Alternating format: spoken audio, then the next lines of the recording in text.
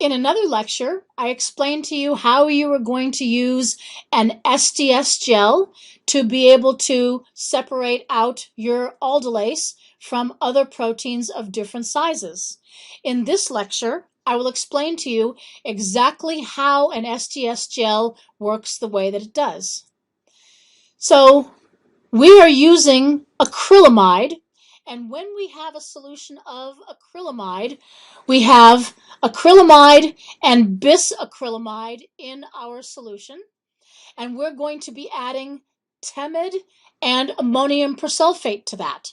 So temid is catalyzing the reaction by causing the ammonium persulfate to become a free radical, and then that ammonium persulfate starts the polymerization reaction of the acrylamide molecules.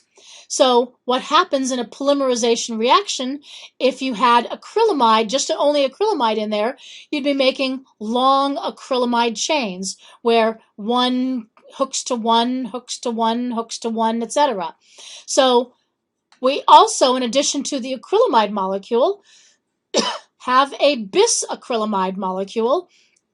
And occasionally, instead of an acrylamide molecule getting hooked into this chain reaction, we have a bisacrylamide molecule that gets put in this reaction, and this serves to hook one chain of acrylamide to another chain of acrylamide.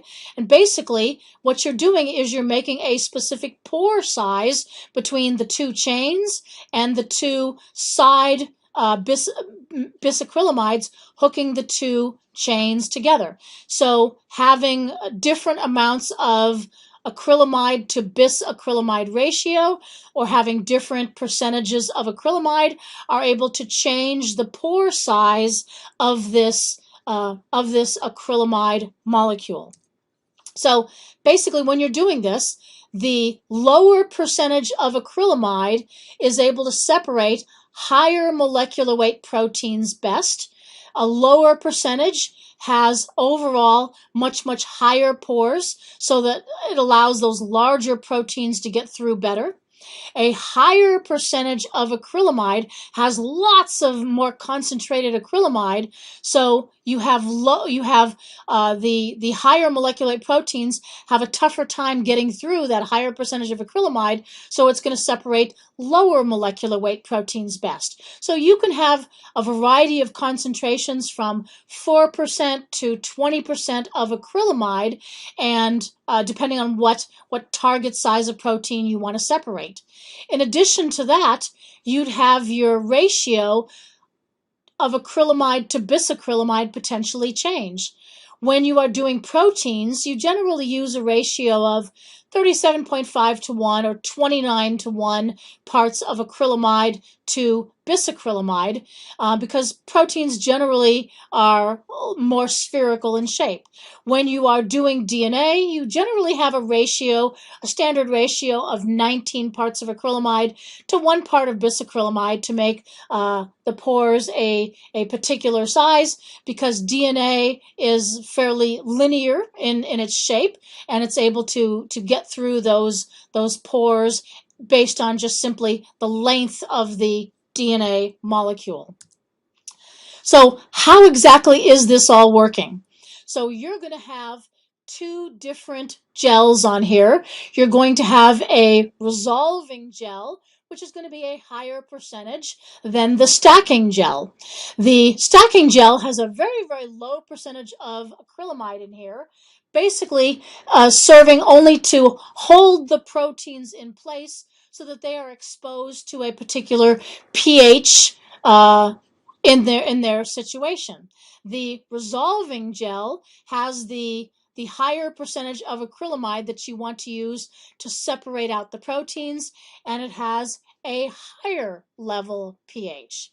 So why these two different pHs? And this is called discontinuous gel electrophoresis. Discontinuous because two different percentages of acrylamide and two different pH levels. Well, the key to all of this is the glycine that you are putting in your buffer, in your gel. Glycine is a zwitterion. And a zwitterion means that you can have positive and negative charges in the same molecule, and as the pH changes, your net charge on the amino acid glycine can change.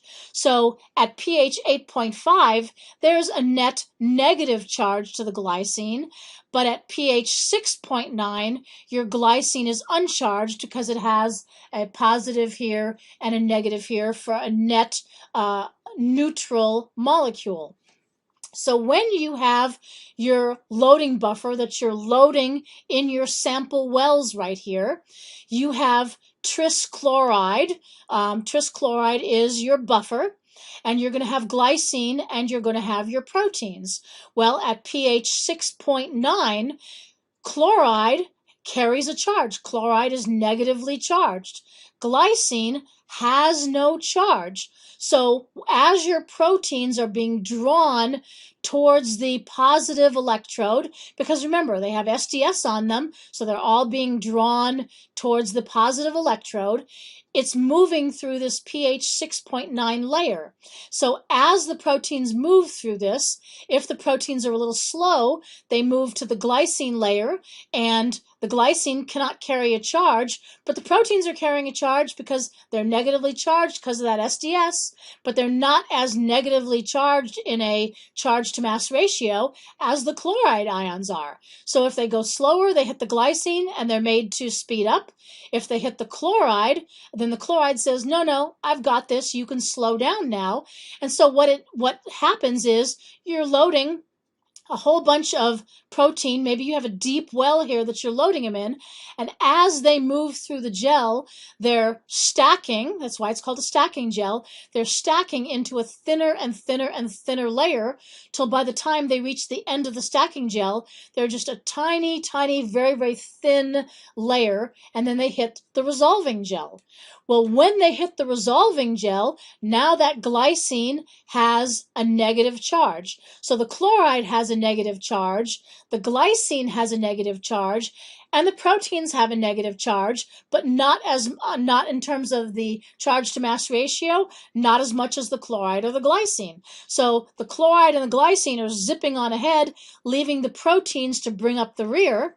And so now there's nothing like the glycine was pushing them to go faster because it was uncharged. So if a protein was in the glycine layer up here, the glycine was not carrying the current, so the proteins had to hurry up basically to be in that layer. So now there's nothing pushing the proteins, and now they're able to separate out only according to their molecular weight. So this is what you will see on your SDS gel. You will load proteins in a lane. It will go through the stacking gel. It will stack down to a little line. When it enters the resolving gel right here, then you will start to see a whole bunch of bands separate out according to size. You will only see the marker lanes, though, because our marker lanes happen to have particularly colored proteins attached to each of our marker proteins.